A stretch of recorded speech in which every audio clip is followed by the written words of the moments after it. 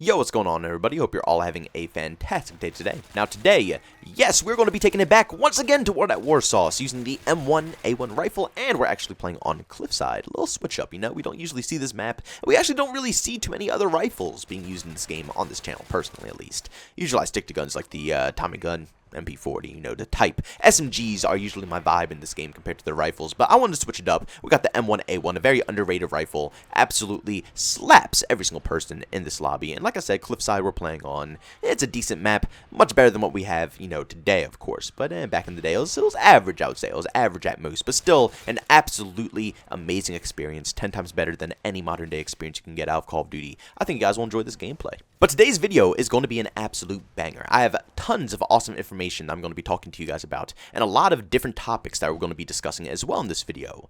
Keep in mind, today's video is no factual information. All of this stuff is going to be basically leaked information or just brainstorming ideas about different topics and different things that can come out of Call of Duty 2021 in the very near future. So don't take anything too seriously. I don't want anybody to be like, oh my god, JB, all he does is lie in this video. I just want to let you guys know now, this is just, you know, us discussing possibilities coming in the future. But, as you guys know, what happens when Activision doesn't like something that relates to what their future game is going to be? They usually take it down. Whether it's on Twitter or YouTube, whatever it is, they take it down. Now, there was a tweet over on Twitter, I think it was by Modern Warzone or something of that sort, and he posted something, a possibility of what Call of Duty 2021 could possibly be. And I was just making the video on it. I was literally just sitting down. That's what I'm doing right now. Just making a video. I just got done taking a shower. I'm taking a little break. I came back, finally started it up. I go back to look at the tweet, and it's been removed. It's been removed. Now, I don't know if Activision has anything to do with this, or maybe the tweet was just completely false and it was getting a lot of bad rep, but personally, when a tweet gets removed, usually it's because Activision is not happy with what's going on. And this kind of scares me because if this tweet was correct on what it said, this is going to be very bad. Now, like I said, since I don't have proof, I don't have an actual physical image here to show you guys, take this with a grain of salt. Don't take me too seriously. I completely understand if you don't trust my words. But like I said, I saw it with my own two eyes. My whole squad saw it because it was in our group chat, so you can ask any one of them. The Dynamite, Daifu, Silva, Stereo, right? All these people know about this baloney. You already know the deal with the whole squad. All of them know about it. It's actually kind of crazy, but the rumor was that Call of Duty 2021 is going to be taking place during the 1950s. Now, you might possibly think this is very close to the Black Ops 1 era, but me personally, I don't think they're going to take that direction. I think they're actually going to completely ignore the Black Ops 1 era and take it 5 years previously to the Korean War. I'm going to be completely honest with you guys. I cannot see them making another Cold War Vietnam type game. I just can't simply see it. You know what I'm saying? They just got done with Black Ops Cold War. It honestly would be the stupidest business move in the universe. That's why, personally, I can't really see these leaks being too true, but at the same time, like I said, the tweet got removed, so it kind of makes me think they were true, you know what I'm saying? But at the end of the day, I feel like it would have been a smarter idea to do a near-futuristic game. No jetpacks, none of that stuff, just a more near-futuristic title. That way, and the little trio that they have going on there, you know how when you load up one of these games, you see Modern Warfare, you see Warzone in the middle, and then you see Cold War on the other side. It's going to make more sense if they have a Sledgehammer game come into the picture here, and they put that on the top there, so they have a Cold War Vietnam game, they have a futuristic game, and they have a modern day game. That way you have three options there that people are going to consistently cycle through. And by the end of the year, obviously Black Ops Cold War is going to be better than it is in its current state. Right now, I quit the game. I'm not even playing Black Ops Cold War with how crap it is. But we all know how the Call of Duty cycle works. It takes them a full year to make sure the game is polished. They release it too early, and then they spend the next part of the year fixing the game to make it good. So by the end of the year, Black Ops Cold War will probably be decent. So it might actually be nice to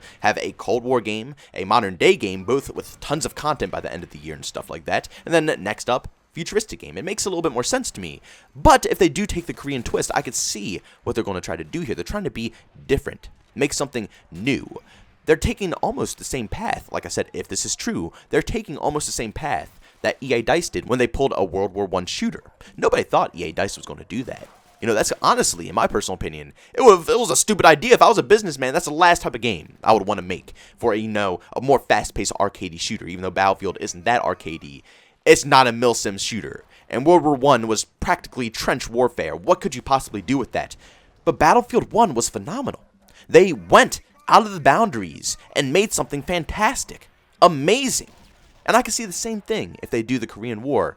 they could actually put their own twist on it to make it feel like Call of Duty. They've already done it multiple times in the past when it comes to any other old school game. Call of Duty World at War, Call of Duty World War II, all the old school titles. They made sure it felt like COD. You know, they didn't make it completely, you know, milsim-like. You could still have all your fun, fully automatic guns, overpowered cheese, you know, close quarter maps, and you run around and you have a good time. They were able to manage to make sure World at War, or World War II, I'm sorry. Every time I think of World War II, I say World at War now. The game was too good. It was too good. It's just perfectly relatable to World War II. One of the best shooters ever made. But you get what I'm saying here. They were able to make a World War II shooter actually fun. And Battlefield was able to make a World War I shooter actually fun. So why not make a Korean War shooter? You know, we haven't seen this ever in Call of Duty history. We've seen multiple other games. We've seen Vietnam Cold War twice now. We've seen the modern day like 5, 6, 7 times now. We've seen futuristic like 3, 4 times. But there's certain pieces of history that I feel like they're leaving out.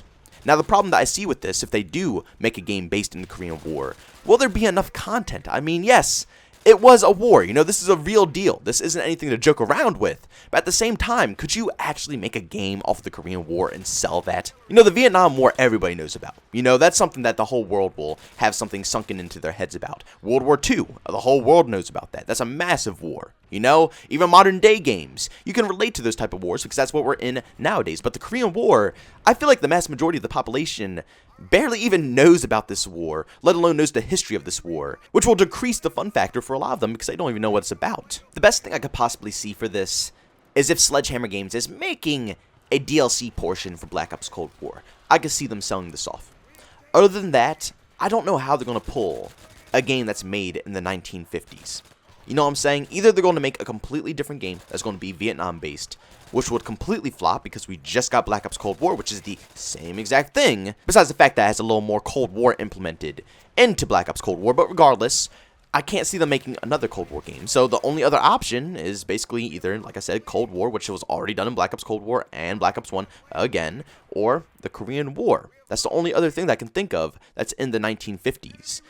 DLC is probably their best bet. I cannot see them selling a full portion game that's about the Korean War. I really can't. I can't see it done. And also, at the end of the day, I don't think they would do that, make a full game out of that. I think the most they would possibly do with the Korean War is make DLC. Because if they were to make a full portion game, that would be ridiculously stupid. I mean, we already just got done with some old school CODs. You know, we are old schooled out.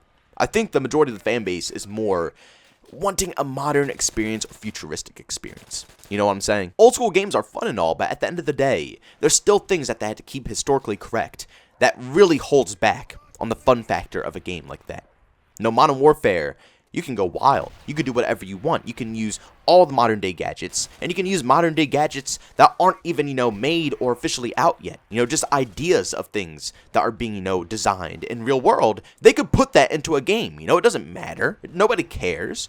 That's what I'm so excited about with Battlefield 6. My God, if it's modern day, that game is going to be, oh my God, just thinking about it. Just think how massive that game is going to be if it's a modern day shooter. With all the kinds of content they can make out of them. Oh, just please don't get me started. But at the end of the day, I don't know how Call of Duty 2021 is going to turn out. I mean, I think the community at this point has noticed that Call of Duty is on a bad downward cycle and that it's pointless to buy them on day one.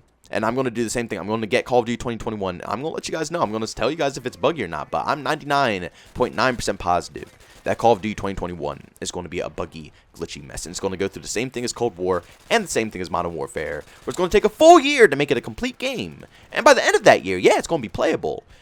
But it's not going to be fun playing it during its prime. You're basically test dummies. You're testing out their game to perfect it for the next year of people who are going to buy it, you know, later on.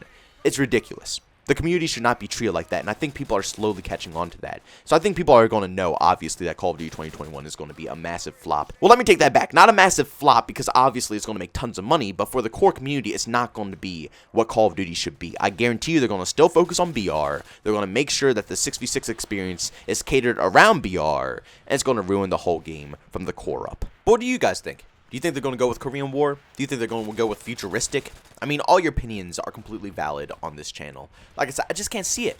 Like with their little trio thing with the Modern Warfare, Black Ops Cold War, Warzone thing. I just can't simply see it saying Black Ops Cold War, Modern Warfare, Korean War. You know, it doesn't seem like it goes together. I can see it saying, you know, Black Ops Cold War, Modern Warfare, Advanced Warfare 2 or something like that. Even though I don't really want an Advanced Warfare 2, I hate Advanced Warfare 1, but you guys get what I'm saying. It just doesn't seem like it's going to add into the trio there of what Call of Duty is going to be in the next upcoming year. But only time can tell. Like I said, leave your comments down below on what you guys think the next Call of Duty game is going to be. Korean War might be interesting, might not be. But guys, if you enjoyed today's video, make sure you leave a like, and by all means, if you hate it, leave a dislike. Also, if you're brand new and you enjoy the content, don't forget to subscribe and hit that notification button. Also, want to chat with me, there's two ways to do so, at Twitter and Discord. Both those links are down in the description. And also, if you want to catch the live streams of video games, I do that over on Twitch. Link to that is in the description as well. But guys, thanks so much for tuning in. See you on the next one. Peace out.